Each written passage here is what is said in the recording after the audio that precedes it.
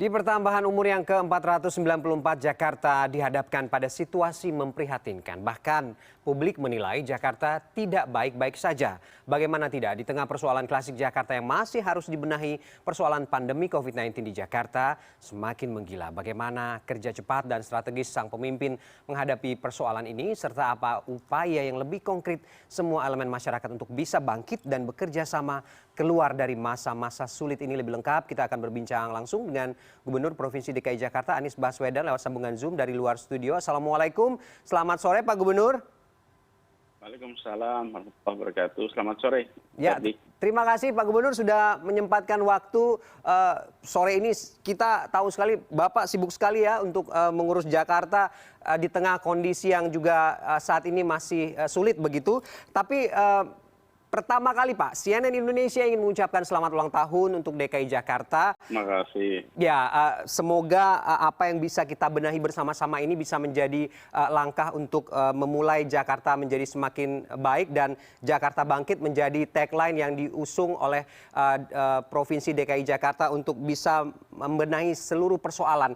Kita langsung saja Pak Gubernur, dengan situasi dan kondisi yang seperti sekarang. Usia yang ke-494, secara luas Anda memaknai ulang tahun ini di tengah pandemi ini seperti apa, Pak? Jadi Jakarta jalanan panjang, ada plus naik turun, ada masa di mana kita sulit, masa di mana kita merasakan suasana yang membahagiakan. Sekarang kita sedang berhadapan dengan situasi yang penuh tantangan. Tapi saya ingin kita memaknai ini semua sebagai pengingat bahwa di kota ini berisi pribadi-pribadi tangguh, orang-orang yang siap menghadapi tantangan, orang-orang yang memilih meninggalkan zona nyaman, orang-orang yang memilih untuk bekerja keras mendapatkan kehidupan lebih baik, berkumpul di kota ini. Jadi dia yakin sekali bahwa ketika pandemi ini datang, insya Allah masyarakat di Jakarta akan bisa bangkit lebih kuat dengan pengalaman menghadapi pandemi seperti sekarang ini. Jangan sinis, pun saat ini kita sedang berhadapan dengan banyaknya kasus COVID, tapi kota ini berkumpul pribadi-pribadi yang tangguh, hebat, ulet. Insya Allah begitu nanti pandemi ini terkendali, Jakarta akan bangkit menjadi kota yang lebih baik, kota yang maju, insya Allah warganya bahagia dalam keberkahan Allah. Oke, amin. Baik, terima kasih Pak Gubernur. Mungkin kemarin belum lama Anda pernah mengatakan Jakarta dalam situasi yang genting karena memang mengingat lonjakan kasus yang terus terjadi. Eksponensial jumlah kasus infeksi terus meningkat. Bahkan situasi vaskes dan juga situasi layanan kesehatan juga sudah semakin memprihatinkan. Anda bagaimana menggambarkan situasi saat ini secara makro, Pak?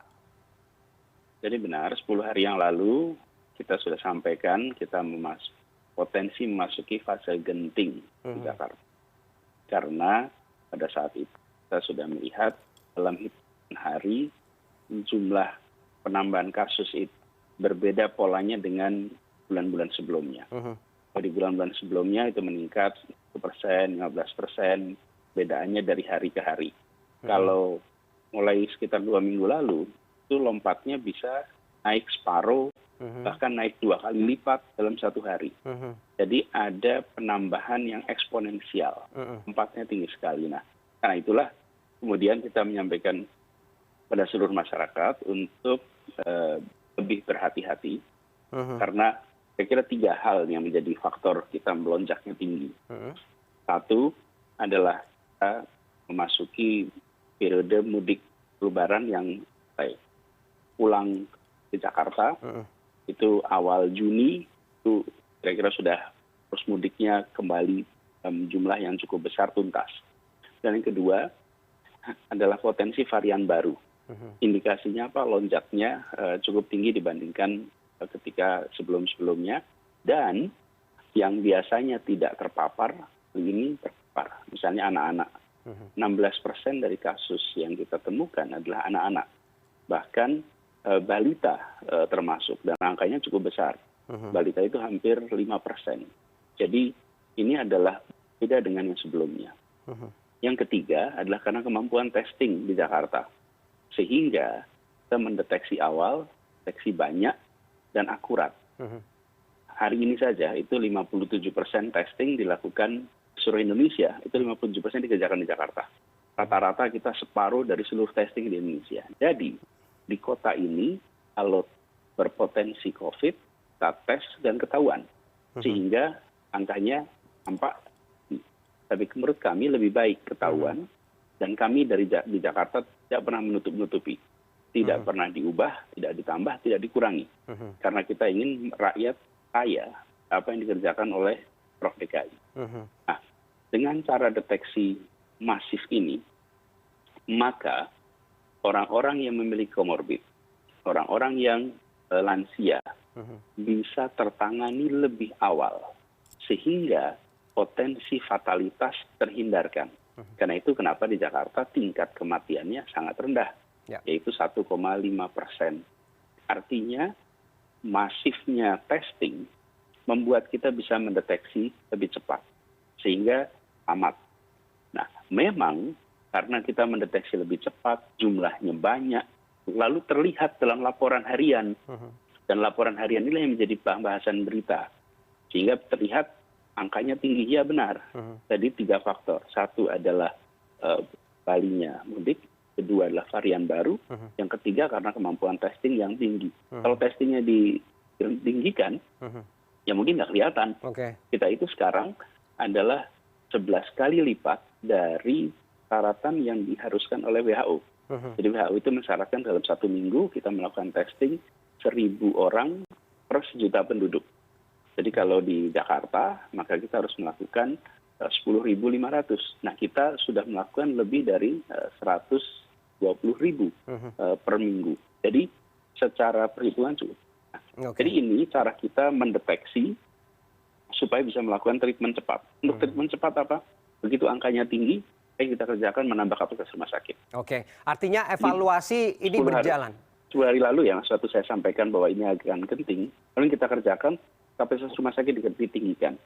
Kalau tidak ditinggikan, Mas Bang Ferdi, mungkin kira-kira 5 hari yang lalu, rumah sakit kita sudah penuh 100%.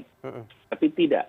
Kita bisa menghindari situasi itu, karena 10 hari yang lalu langsung kita tambah kapasitas rumah sakit, sehingga ketika jumlah kasus itu meningkat, tempat tidurnya sedia. Saya perlu mengkoreksi yang tadi disampaikan oleh reporter CNN. Ya, silakan Pak. Bahwa kami itu ada 32 rumah sakit, lalu 11 rumah sakit itu sepenuhnya dipakai untuk COVID, dan terisi 100%.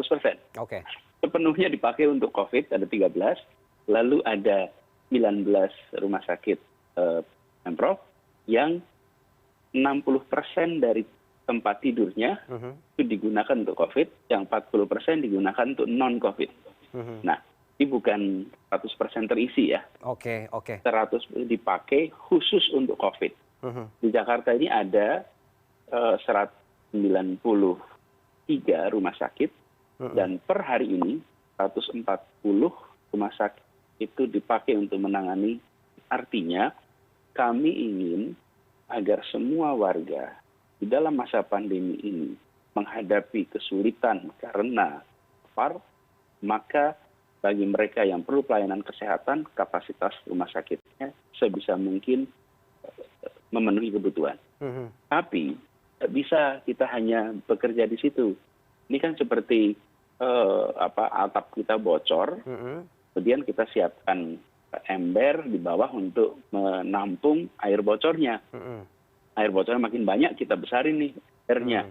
Embernya terus besar, nggak cukup, harus tambal bocornya nih. Gimana nambal bocornya? 1, 3M itu diikuti. Kurangi aktivitas, mengurangi interaksi, sehingga potensi penularan menurun. Jadi ketika sekarang kita menerapkan PPKM, ini adalah pembatasan. Tapi Bang Ferdi, saya usul, ini sebetulnya bukan program pembatasan, ini program penyelamatan. Jadi tujuan utamanya kan bukan membatasi kegiatan. Tujuan utamanya adalah menyelamatkan warga. Ya, tapi ada pembatasan-pembatasan yang diterapkan begitu ya Pak Gubernur? Betul, kan pandemi ini terjadi karena penularan antar orang. Penularan antar orang itu terjadi kalau ada interaksi. Karena itulah kita mengurangi interaksi. Jadi fokus kita ketika melihat ada pembatasan, mari sadari bahwa ini sebetulnya adalah penyelamatan. Karena cara menyelamatkannya adalah dengan mengurangi interaksi, dengan menutup diri menggunakan masker, menghindari menghindari pertemuan jarak dekat, karena virusnya menular lewat itu. Jadi ini beda dengan batasan karena misalnya mau liburan, jalannya akan penuh, jadi dilakukan pembatasan lalu lintas. Ini adalah program penyelamatan warga. Ini penyelamatan rakyat. Jadi saya ingin mengajak kepada semua, di Jakarta ini ada 3,2 juta kepala keluarga, ada ratusan ribu tempat kerja. Mari kita sama-sama melakukan program penyelamatan di tempat kita masing-masing. Karena Bang Ferdi, virusnya kan menularnya tidak di tempat publik saja. Dan menularnya di mana? Di ruang keluarga, di ruang rapat, di ruang kerja. Itu adalah ruang-ruang yang sesungguhnya private. Karena itulah hati protokol kesehatan dan kurangi aktivitas yang mengharuskan membuka masker. Misalnya, kalau kami sekarang kalau ada tamu, tidak diberikan suguhan minum dan makan. Bukan apa-apa, karena masker dan minum itu tidak bisa dijadikan satu. Kalau mau minum lepas masker, kalau pakai masker nggak bisa minum. Jadi kita kalau ada tamu sekarang tidak gunakan makanan, tidak gunakan minuman. Kenapa? Ya karena kita dalam kondisi pandemi. Masuk diberitahu, tidak ada minuman, makanan, jadi minum makan dulu ya. Gitu. Tapi ini contoh hal-hal kecil yang harus kita lakukan untuk sama-sama jaga dari penularan. Jadi ketika ada pembatasan dari pemerintah, jangan dipandang sebagai pembatasan saja, tapi tujuan pembatasan adalah penyelamatan. Artinya kemudian bagaimana memahami narasi yang disampaikan oleh Pak Gubernur tadi bahwa untuk menyelamatkan masyarakat ini ada batasan-batasan yang harus dilakukan dan diterapkan. Yang paling penting itu ya soal bagaimana prokesnya juga tetap harus disiplin dan semakin ketat. Apalagi per hari ini sampai 14 hari ke depan juga sudah ada pembatasan yang atau penyelamatan yang Pak Gubernur tadi yang lebih ketat. Begitu Pak yang disampaikan oleh pemerintah pusat begitu. Ini sejalan Pak dengan apa yang dicanangkan hari ini, yang dijalankan hari ini tanpa harus berpikir untuk menarik rem darurat seperti narasi yang berkembang saat ini? Iya, jadi tahun lalu kita sendirian di Jakarta. Karena hanya di Jakarta terjadinya wabah ini. Pandemi ini munculnya di kota ini. Saat ini kita merasakan terjadi di seluruh wilayah Indonesia. Bahkan Pulau Jawa khususnya. Nah itu pengendaliannya harus komprehensif di semua tempat, tidak bisa hanya di satu tempat seperti Jakarta. Itu juga sebabnya kita semua ikut kepada pendekatan yang sekarang dilakukan adalah PPKM. Jadi di situ dibuatkan kriterianya, Jakarta masuk kriteria merah, oranye, kuning atau hijau. Saat ini kita di Jakarta sedang dalam status merah menurut kriteria PPKM itu. Nah dalam kriteria itu maka di kantor yang boleh bekerja maksimal 5%, kemudian di restoran maksimal 50%, dengan ada pembatasan jam untuk operasi. Mohon pertemuan ditiadakan, rapat, kemudian konferensi. Jadi ini semua ketika dilakukan pembatasan, sesungguhnya yang sedang dikerjakan adalah penyelamatan. Jadi sekarang kita ini saya mengajak kepada seluruh masyarakat untuk bantu mengawasi, bantu mengingatkan. Bila Anda menemukan pelanggaran, laporkan kepada kami. Ada aplikasi namanya Jaki, gunakan aplikasi itu, laporkan, nanti kami akan tindak. Karena jumlah petugas dan jumlah tempat, jumlah orang yang harus diawasi tidak sebanding. Karena itu kita semua harus sama-sama mengawasi diri kita, keluarga kita, lingkungan kita. Apalagi saat ini banyak anak-anak yang terpapar. Kita tidak ingin anak kita, orang tua kita terpapar oleh COVID karena kita tidak melaksanakan kedisiplinan dalam mengikuti protokol kesehatan. Baik, bicara soal vaksinasi ini juga penting, Pak Anies. Targetnya kan memang 7,5 juta penduduk pada akhir Agustus. Seberapa possible begitu target ini tercapai? Tapi nanti kita bahas usai jeda, Pak Anies. Kita akan kembali dengan perbincangan kita tetap di CNN Indonesia Newsroom.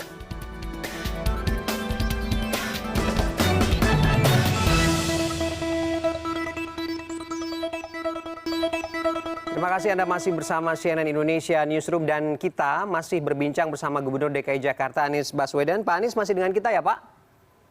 Ya, tentu. Ya, oke. Pak Anies tadi teasernya sebelum kita break soal vaksinasi. Targetnya kan hingga akhir Agustus ini 7,5 juta masyarakat ini sudah divaksin khususnya di DKI. Seberapa possible target ini Pak? Karena situasinya sekarang kan tidak bisa kita pungkiri masih ada kelompok-kelompok masyarakat yang menolak untuk divaksin dan ini bagaimana evaluasi Anda? Ya, jadi benar kita mentargetkan 7,5 juta orang dewasa di Jakarta seperti ditekankan oleh Bapak Presiden, ini arahan dari beliau dan kita semua sekarang melaksanakan itu. Jadi di Jakarta ini kita bangun sentra-sentra vaksinasi, puskesmas, sebagai fasilitas di rumah sakit. Total kapasitas yang terpasang itu artinya ada orangnya, ada tempatnya, ada jam operasinya.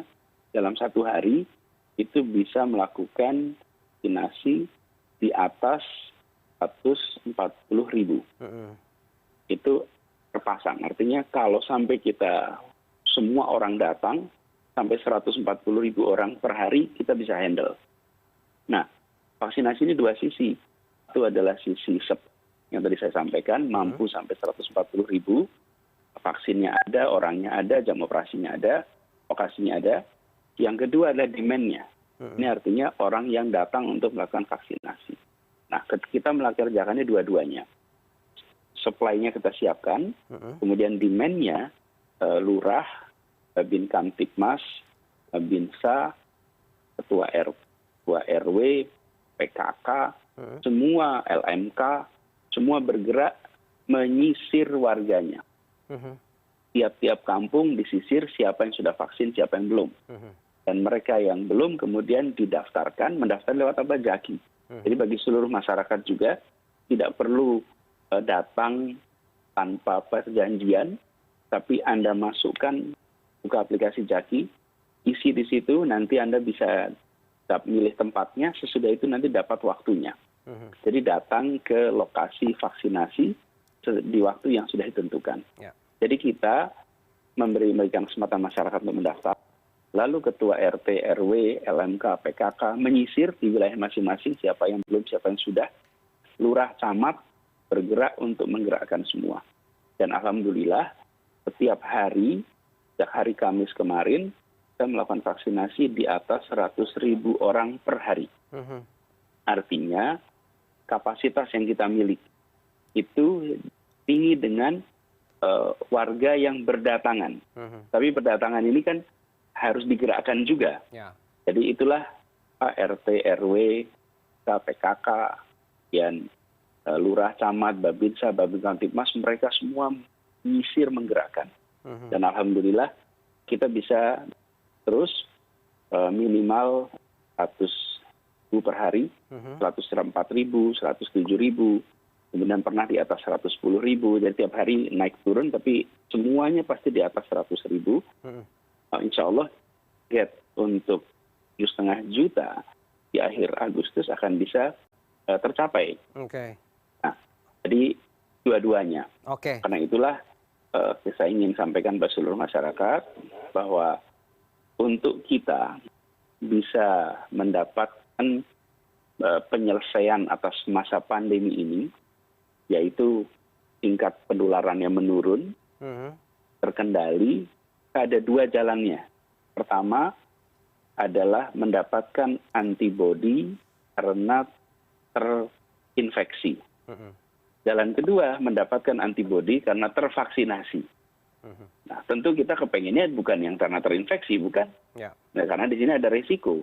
tapi pakai yang tervaksinasi. Nah, Oke. dua jalan inilah yang kemudian nanti akan membuat pribadi-pribadi di Jakarta memiliki kekebalan tubuh, dan dengan kekebalan tubuh inilah insya Allah bisa terhindarkan dari risiko COVID, dan kalaupun ada orang-orang yang sudah divaksin tapi tetap terpapar, dia tidak akan mengalami infeksi yang berat, insya Allah.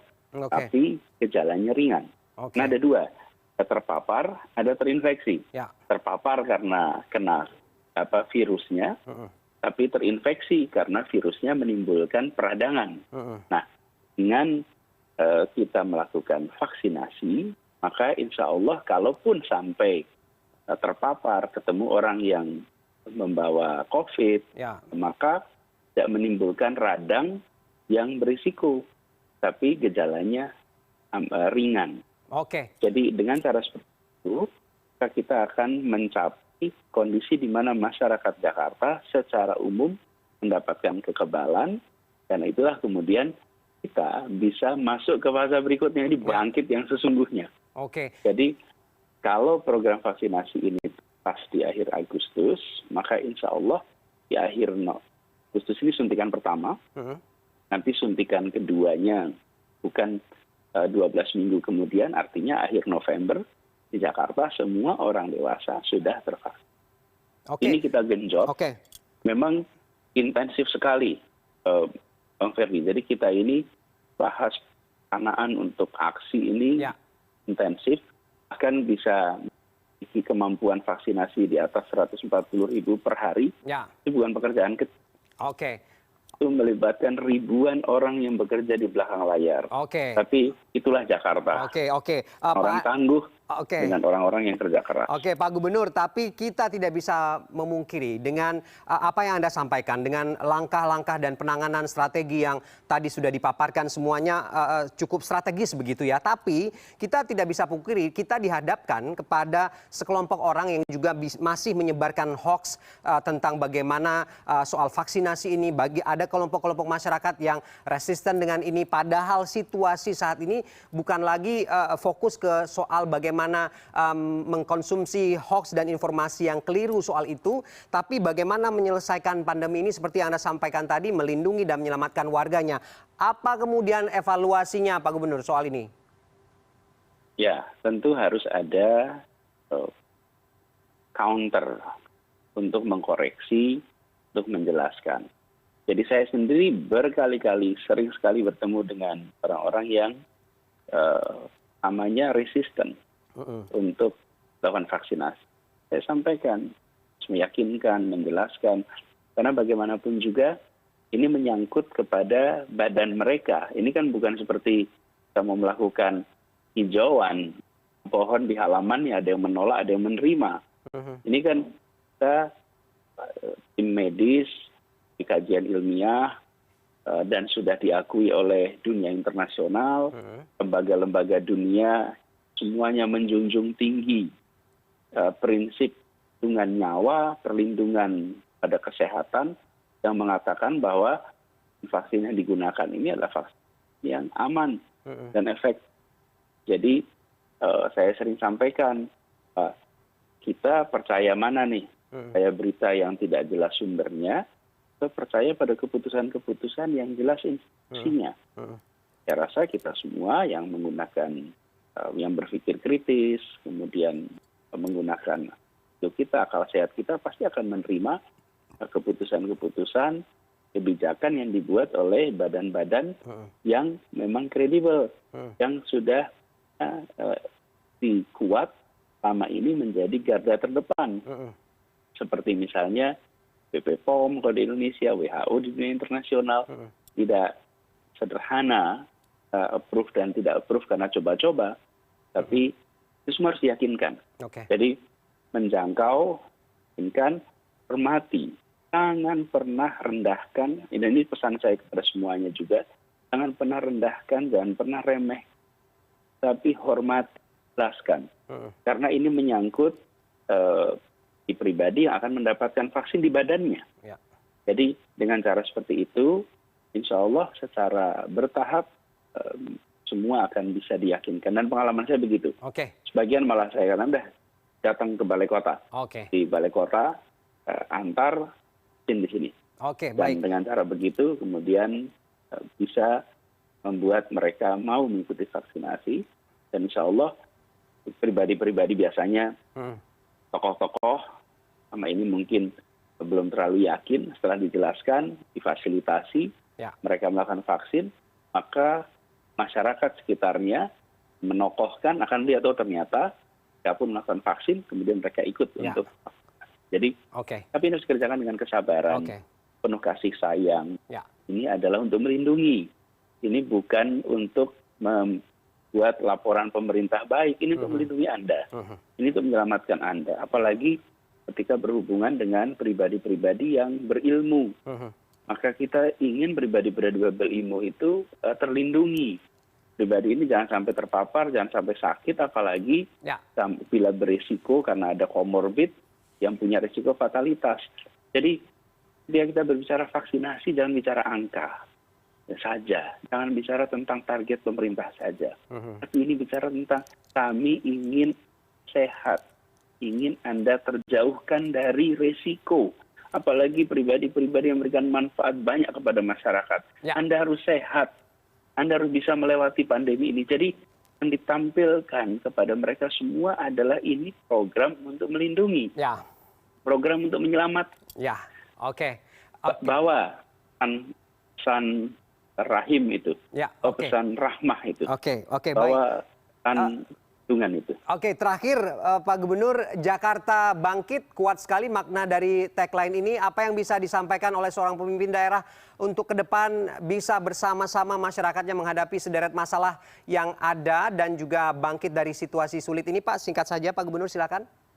Jakarta adalah kota kolaborasi. Di sini seluruh masyarakat yang punya potensi berkumpul. Dan mari kita sama-sama melewati masa ini dengan pada keselamatan kita. Caranya mengikuti protokol kesehatan, mengikuti vaksinasi. Kita kerjakan itu semua, insya Allah niat kita untuk berada di kota ini, berkarya, mendapatkan kehidupan lebih baik, akan muncul peluang untuk lebih baik lagi. Karena lewat dari pandemi ini, Jakarta insya Allah bisa bangkit lebih kuat, masyarakatnya sehat, punya pengalaman melewati masa krisis yang tidak sederhana, dan insya Allah kita akan mewariskan kepada anak-anak dari anak-anak kita bahwa ini adalah angkatan yang ditakdirkan menghadapi ini. Angkatan ini lolos melewati ujian, embankan kepada kita di tahun 2020-2021. Semoga Subhanahu wa Ta'ala memberkahi kita semua. Oke, kita aminkan harapan-harapan baik itu. Semoga ini juga bisa semakin membuat persoalan-persoalan pelik terkait penanganan pandemi COVID-19 ini bisa terlaksana dengan baik dengan strategi yang sudah Anda paparkan dengan jelas tadi. Tidak ada lagi masalah, tidak ada lagi keluhan dari masyarakat bagaimana sulitnya mengakses rumah sakit, mendapatkan vaskes dan segala macam. Tapi sudah terjawab semuanya dan kita juga berharap dengan vaksinasi ini juga bisa akomodir dan menyelamatkan masyarakat dan sekaligus juga menganulir informasi-informasi hoax dan keliru soal vaksin ini agar masyarakat DKI Jakarta khususnya bisa tetap sehat dan keluar dari situasi sulit seperti ini. Terima kasih Pak Gubernur sudah bergabung dengan kita sore ini, Pak. Assalamualaikum warahmatullahi wabarakatuh. Waalaikumsalam warahmatullahi wabarakatuh.